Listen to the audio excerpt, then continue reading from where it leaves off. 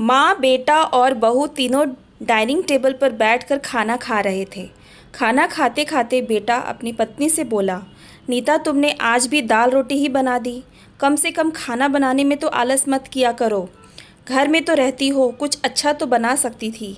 नीता बोली, बनाने वाली तो मैं आज सूजी का हलवा थी, लेकिन सूजी आई नहीं, मैंने कल ऑर्डर करी थी। कोई बात नहीं, कल बना दूंगी। किचन में कुकर की सीटी सुनाई देती है और खाना खाते खाते नीता किचन में चली जाती है। किचन से वापस आकर डाइनिंग टेबल पर बैठते हुए नीता कहती है कि आलू पकाने के लिए रखे थे, शाम को आलू की टिकिया बनाएंगे। उसकी सासू माँ भी यह सुनकर खुश होती है। नितिन बीच में बोल पड़ता है, ये अच्छा है, दोनों बहुत मज़े करते हो, अपने पसंद की चीज़ें जो बनाकर खाते हो। तभी डोरबेल बजती है। नीता फिर से खाने के टेबल से उठकर दरवाज़ा खोलने चली जाती है। दरवाजे पर डिलीवरी बॉय सूजी लेकर आया होता है। पार्सल लेकर नीता फिर से डाइनिंग टेबल पर खाना खाने बैठती है। तब माँ बेटे से कहती है कि तू दरवाज़ा खोल देता, बेचारी को खाना खाते समय भी सुकून नहीं है।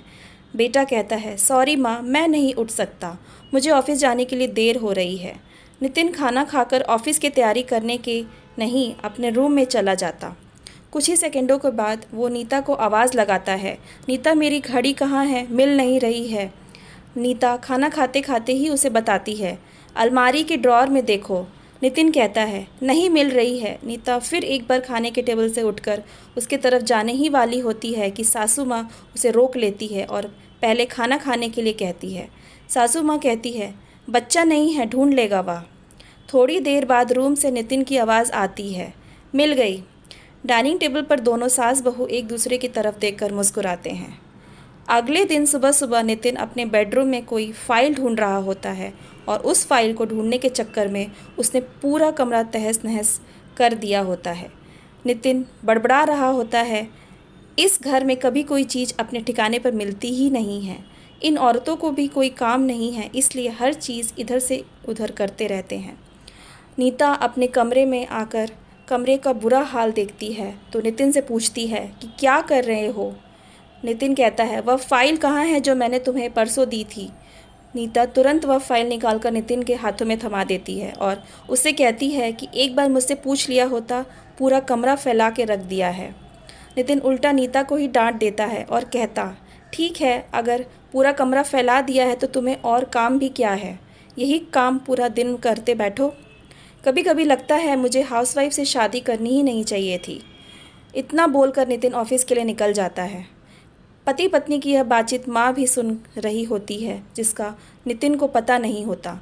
अब माँ और नीता नितिन को सबक सिखाने के लिए प्लान बनाते हैं। अगले दिन सुबह सुबह जब नितिन नींद से जागता है तो नीता को चाय के लिए चिल्ला कर कह रहा होता है। पास ही में सोफे पर बैठी माँ उसे कहती है, नीता नहीं है, वह अपने माँ के घर गई है, कोई ज़रूरी काम था। नितिन फ़ोन निकालकर नीता को कॉल करने लगता है। तब माँ उसे रोकते हुए कहती है, फ़ोन मत कर, माँ के घर ही तो गई है, आज आएगी 2-3 दिन बाद। नितिन फ़ोन रख देता है और माँ से कह रहा होता है कि माँ चाय। तभी माँ बोल पड़ती है, हाँ हाँ, 2 कप चाय बनाना, मैं भी पीऊँगी। बेमन से नितिन किचन की तरफ जाने लगता है चाय बनाने के लिए। तब मैं तो फिर से खड़े होते हुए कहती है, अरे बेटा रुको। नितिन को लगता है कि माँ उससे रोक कर चाय बनाने चली जाएगी, लेकिन माँ कहती है, मेरी चाय में थोड़ी चीनी कम डालना। नितिन चाय बनाकर लाता है। माँ और बेटा दोनों चाय पी रहे होते हैं। तब माँ बोलती है, अच्छी बनाई है, लेकिन नीता जो चाय बनाती है उसमें तुलसी की कुछ पत्तियाँ डाल देती हैं, उसका स्वाद ही अलग होता है। बेटा कोई नहीं, अगली बार जब तू चाय बनाएगा तो ध्यान रखना। नीता और माँ की तरफ देखता ही रह जाता है। थोड़ी देर बाद नितिन माँ से कहता है, माँ आज खाने में मटर पनीर। माँ फिर से नितिन की बात काटते हुए माँ कहती है, अरे वाह, आज मेरा बेटा मुझे मटर पनीर बनाकर खिलाएगा, अच्छा है, अच्छा है, काफ़ी दिनों से मटर पनीर खाने की इच्छा हो रही थी। नितिन कहता है, अरे माँ, मैं तुम्हें मटर पनीर बनाने के लिए कह रहा था। माँ कहती है, नहीं बेटा, मेरे घुटनों में बहुत दर्द रहता है, मैं इतने घंटों तक किचन में नहीं खड़ी रह सकती।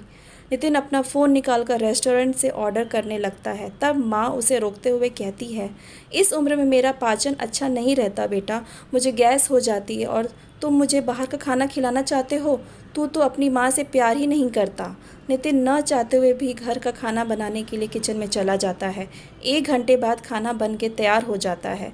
नितिन 2 थाली में खाना परोसकर माँ के पास आता है। माँ देखती है कि नितिन ने दाल रोटी बनाई है। माँ नितिन से कहती है, अरे बेटा तू तो मटर पनीर बनाने वाला था ना। नितिन कहता है, माँ यह आसान था बनाने के लिए। माँ कहती है, नीता होती तो मुझे आज मटर पनीर बनाकर ही खिलाती। चलो कोई बात नहीं, मैं कहाँ हर दिन मटर पनीर खाती हूँ, आज भी दाल रोटी ही खा लूँगी। आप बैठ साथ में मिलकर खाते हैं। दोनों बैठकर खाना खाने लगते हैं। नितिन ने पहला निवाला मुंह में रखा ही होता है कि माँ उसे कहती है, अरे बेटा दाल में नमक थोड़ा कम है, जाकर ज़रा नमक लेकर आ।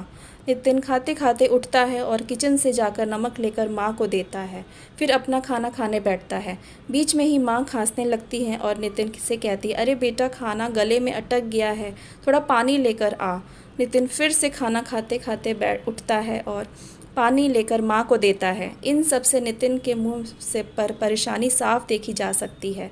नितिन को अब महसूस भी हो रहा होता है कि जैसा बर्ताव वह नीता के साथ करता है उसे कितना बुरा लगता होगा। हालांकि नीता के मुंह पर कभी उसने शिकन नहीं देखी थी। माँ यही नहीं रुकती, खाना खा के हो जाने पर माँ नितिन को थालियाँ धोने के लिए कहती है।